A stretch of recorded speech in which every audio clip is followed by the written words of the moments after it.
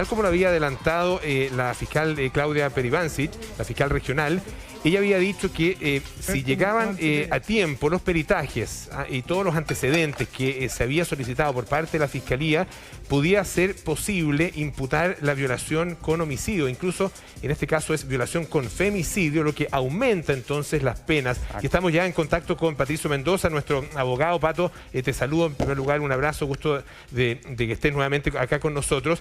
¿Qué implicancias tiene justamente esta noticia que hemos conocido hoy día? La formalización por violación y femicidio y también por inhumación ilegal.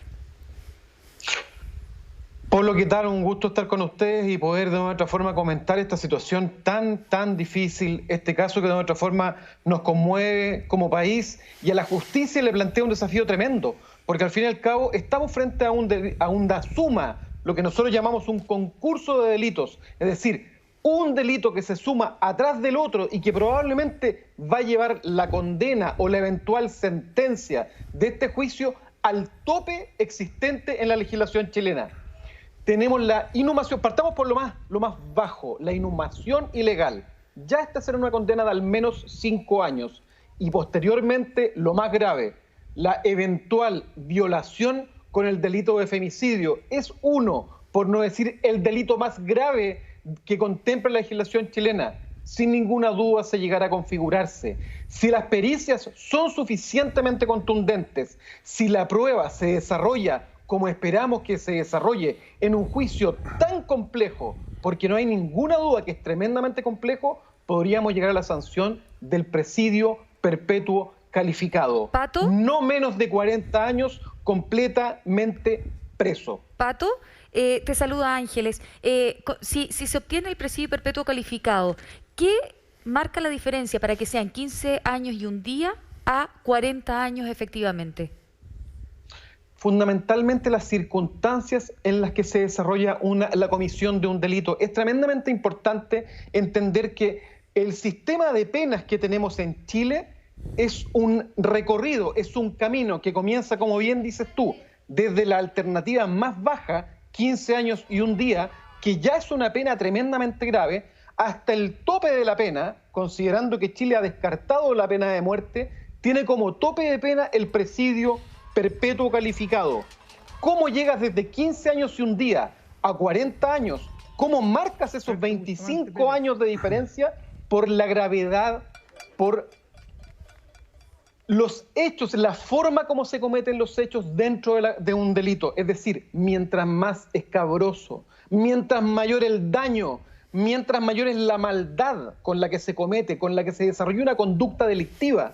No hay que perder de perspectiva que la conducta delictiva, si bien es cierto, es un reproche por una conducta ilícita, tiene una tremenda componente de cuánta maldad hay depositada en esa conducta. Por lo tanto, mientras las pruebas sean más consistentes, y por eso soy tan insistente en el punto, si las pruebas son más consistentes, si a pesar de lo escabroso que pueda hacer el fiscal y la justicia logra acreditar la manera, la conducta tan nociva, tan dañina de un delincuente eventual, esa condena se traslada de los 15 años hasta el presidio perpetuo calificado. Sí, pero perdón, pero sí. En el caso anterior, en el asesinato anterior de Bustamante, él había asesinado a 2 personas y su condena era de 27 años. ¿Qué podría marcar la diferencia con el caso de Ámbar?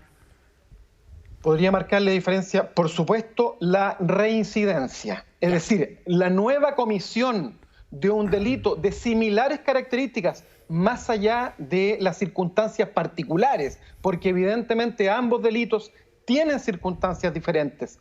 Pero el hecho de que se haya uno reincidido en una conducta, es decir, es una persona que ha mostrado, lamentablemente, ha tenido la oportunidad de demostrar por segunda vez, si es que llega a ser condenado, que es capaz de un delito de tal envergadura, de tal nivel de desarrollo de maldad, de tal nivel de desarrollo del daño, que es altamente probable que nos encontremos con el tope de la pena, sobre todo si las circunstancias, y en esto seamos muy claros, y es muy importante para la opinión pública, si la prueba permite acreditar ese nivel de conducta, es probable que nos acerquemos al tope de la condena.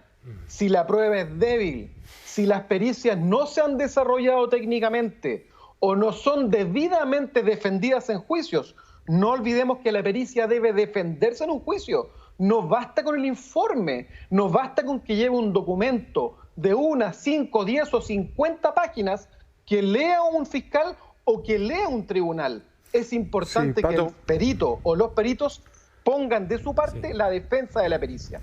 Pato, un gusto tenerte en el programa. Te quiero hacer el contrapunto.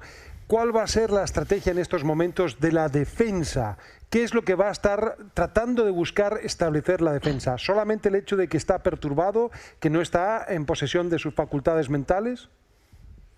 Habitualmente las defensas tienen un doble componente. Por un lado, el intentar exculpar al eventual autor de un delito a través de sus propias limitaciones. En ese caso, tenemos la situación relacionada ya con la inimputabilidad, es decir, si la persona no estuviese operando en su sano juicio o si tuviera una patología, podría ser declarada inimputable. Pero por otro lado, para la defensa, es tremendamente importante con qué se encuentra en el juicio. No olvidemos que es el Estado, a través del Ministerio Público, quien debe seguir adelante esta investigación y finalmente presentarle a los tribunales lo que tiene en las manos. Si lo que tiene en las manos es suficientemente contundente, para la defensa se hace mucho más difícil. ¿Pato? Pero la defensa puede encontrar errores, y lo hemos visto en otros casos tremendamente conocidos en la misma opinión pública. Si hay errores, si la prueba no es suficientemente contundente, el silencio del imputado, por ejemplo, que lo hemos visto en otros casos de tan alta connotación, una pericia que no es suficientemente contundente, como te decía, también es una herramienta que la defensa va a intentar utilizar. Por lo tanto, tiene dos caminos. La inimputabilidad por un lado, es decir, esta persona no es posible seguir un juicio contra ella porque se encuentra enferma. Situación que yo encuentro poco probable que ocurra. Poco probable que ocurra. Más allá de lo que como suena, de que es interesante decir, a lo mejor esta persona es un psicópata, eso no significa que esa persona no pueda ser juzgada por nuestros tribunales. Pato, te vamos a preguntar también por el tema de la figura de femicidio, pero antes le quería preguntar a los alcaldes un poco cuál es la visión que ellos tienen, porque efectivamente acá se está ante esta noticia, ¿no es cierto?, de que la formalización es por violación y femicidio. Hay los antecedentes, la Fiscalía tiene los antecedentes suficientes como para poder hacer esa afirmación. Y hablábamos de la necesidad y esta urgencia, exigencia de justicia que tiene también la población. ¿De alguna manera ven ustedes que ese proceso va bien encaminado desde el punto de vista de esa necesidad de que se haga justicia en este caso? Bueno, primero me gustaría referirme a lo que estaba preguntando Amaro. Amaro, y disculpa Pablo, lo que pasa es que para cerrar un poco el capítulo anterior, decía, ¿qué crees que la defensa puede tomar? Hay una cosa que se está soslayando y que tiene que ver con la reincidencia. Yo creo que la defensa va a tratar, por todos los medios, de establecer de que aquí no hay una reincidencia en virtud de que el delito anterior ya pasó de una cierta cantidad de años. Entonces, ahí también hay una debilidad de la persecución criminal. Y creo que la gran preocupación que tenemos que tener, y lo que estoy seguro que en la casa tienen los vecinos y tienen el ciudadano, es que se ha sembrado una sensación de impunidad en nuestro país que es brutal. Hoy día creo que más o menos todos compartimos, incluso la gente que está mirando, que posiblemente incluso, si no fuera por la presión ciudadana en este proceso, ¿ya?, tal vez las cosas no estarían sucediendo con la rapidez, ¿ya?, y con la acuciosidad que están pasando. Entonces, creo que es de los grandes debes que tiene nuestro sistema, el sistema de justicia. Aquí está parte del gran conflicto social que viene arrastrado hace tiempo atrás. Recordemos que había problemas con la colusión, que había problemas con la corrupción, que había problemas con los narcotraficantes, etc. Entonces, ¿qué es lo que quiero decir? Ojalá que esto no sea solo visto, ¿ya?, como un caso puntual, sino que también se entienda que ojalá la situación terrible que le tocó sufrir a Ámbar nos llegue tan profundo que haga que por fin haya modificaciones legales que impidan, primero, que un juez tenga la posibilidad de dejar libre a alguien que sea doble homicida y en esas condiciones O sea, creo que aquí las leyes, definitivamente si uno tiene que agarrar las leyes y colocarlas en una tabla, ¿no es cierto?, del 1 al 7, la mayoría de las leyes de persecución criminal están con rojo. O sea, no es posible. Esto tiene que cambiar. Alcalde Durán. Sí, mira, primero, ojalá efectivamente se garantice las máximas penas y esta persona pase de por vida en la cárcel, porque realmente es de un nivel de saña, de maldad gravísimo. Sin embargo, efectivamente creo que el país tiene que aprender de este y otros casos. Perdón que lo mencione, pero a propósito de una vecina ahí en Villa Alemana lo mencionaba, el caso Antonia, en que el sistema judicial tiene una tendencia que yo creo que tiene que revisar profundamente a mirar los delitos desde una perspectiva que le da una cierta legitimidad al machismo, a una forma de como asignarle un cierto derecho al hombre a establecer condiciones de violencia sobre las mujeres. Entonces usted comparte las declaraciones de la subsecretaria de la Niñez, Bowen, que dice precisamente que algunos jueces priorizan los derechos de los delincuentes o de los asesinos versus las víctimas.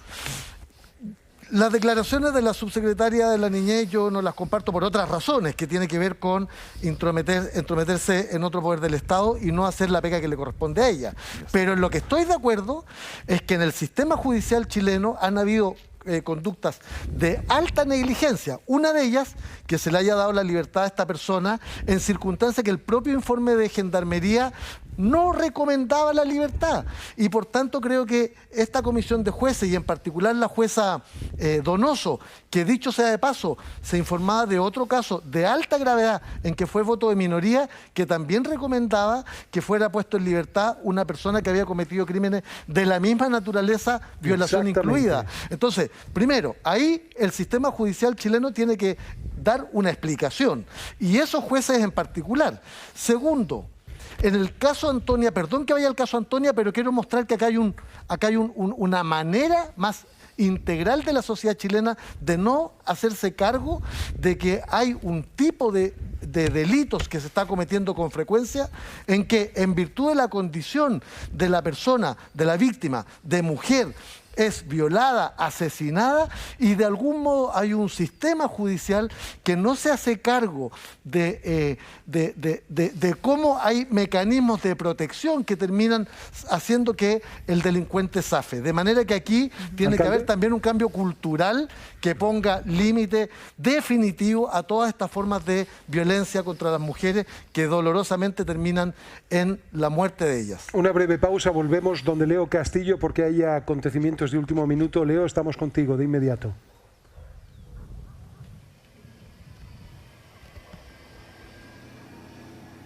Leo, ¿me escuchas? Estamos teniendo problemas de agua. Sí, Amaro, ahora te escucho atentamente.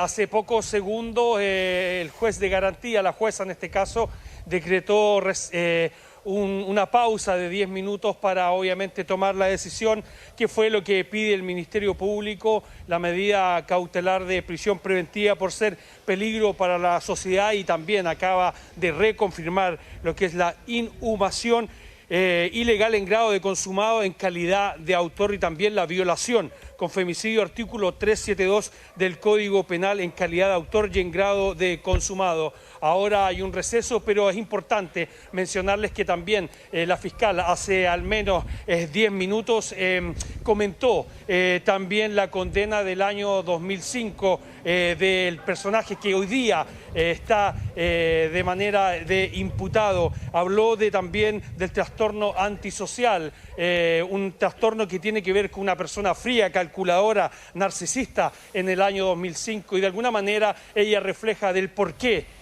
en este minuto, todo lo que son sus argumentos, por qué en este minuto existe esta planificación. Nosotros lo decíamos en el despacho anterior, que tiene que ver con que el único imputado en este caso, días anteriores, había revisado la internet para buscar armas, incluso líquidos para adormecer a un posible persona. Entonces todo esto se está hablando en relación, ahora hay lo que es un receso para decretar cuál será la última palabra en este caso de la jueza. El Ministerio Público pide prisión preventiva porque esta persona es realmente peligrosa. Esto Sí, es Leo, lo que pudo argumentar el Ministerio Público. Entonces, lo que está pendiente es la medida cautelar, ¿no es cierto? Pero la decisión del Ministerio Público, la petición del Ministerio Público de formalizar la investigación justamente por estos delitos, violación con femicidio e inhumación ilegal, esa petición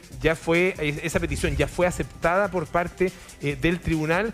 Queremos saber también cuáles son las implicancias que tiene justamente esa decisión, por qué se habla de femicidio también en este caso. Bueno, de eso vamos a hablar a la vuelta de la pausa, y este es el ambiente que se está viviendo entonces en las afueras del juzgado de garantía de Villa Alemana a la espera de esta decisión de la justicia. Ya volvemos.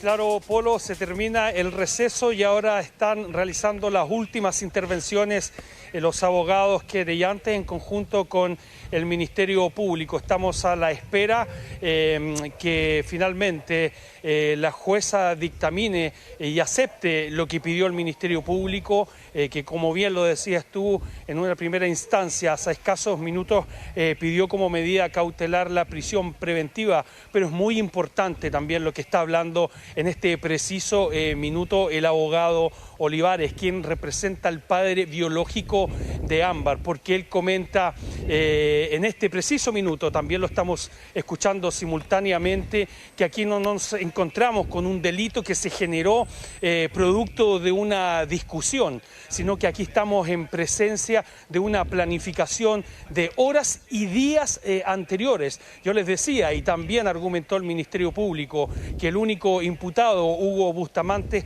habría tenido el tiempo incluso de meterse a la internet para tener más información, incluso de armas y también de líquidos para adormecer. En los próximos minutos incluso vamos a estar atentos para ver la decisión que va a tomar la jueza en relación a lo que está exigiendo, pidiendo en este control de detención en cuanto a lo que es la medida cautelar de prisión preventiva, Polo, y eso lo podremos informar en los próximos minutos si seguimos en contacto. Sí, no sé si estamos todavía con Pato Mendoza. Pato, a ver si tú nos pudieras explicar...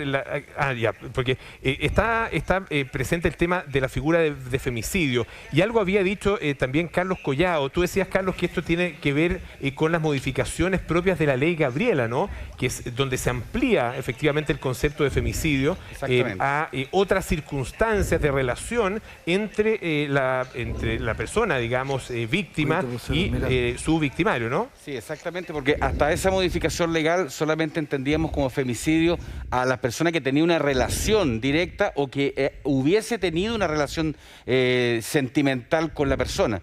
Pero obviamente que en esta modificación, que es de marzo de este año, se amplían estas características y ahí es donde encaja la figura de lo que ha hecho, de lo que se ha establecido que ha hecho Bustamante, que tiene que ver básicamente con cuando ya se establece la violación, porque lo conversábamos con el señor Chaguán y el señor Chaguán decía que no era femicidio, pero obviamente que al saber que ocurre este atentado sexual, pasa inmediatamente a la figura y obviamente que reviste las características de un femicidio.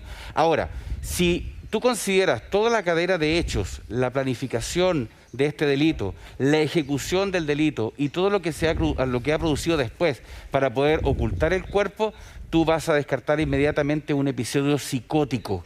Estamos al frente de una persona con evidentes características de psicópata, que es distinto, que tiene una valoración de un juicio de realidad y por lo tanto sabe lo que está haciendo, pudo haber realizado una actividad distinta. De eso te quería preguntar, Carlos, por el hecho de que en estos momentos la Fiscalía está mostrando la extrema violencia y alevosía con la que se hizo el crimen, pero ¿puede ser ese argumento de doble filo en la medida que sea rescatado por la Defensoría para tratar de demostrar que solamente una persona perturbada es capaz de tal nivel de ensañamiento? Lo que pasa es que tendría que, para que ese argumento sea utilizado por la Defensoría, necesariamente tendría que imputar todo lo que hace antes y todo lo que hace después. Claro. Porque este es un hecho general. Perfecto. Entonces, por lo tanto, no puede solamente considerar solo una parte de este delito. Él no tiene un episodio psicótico. él en algún momento de una relación, de una conversación con alguien, sin saber por qué realiza una actividad de este tipo.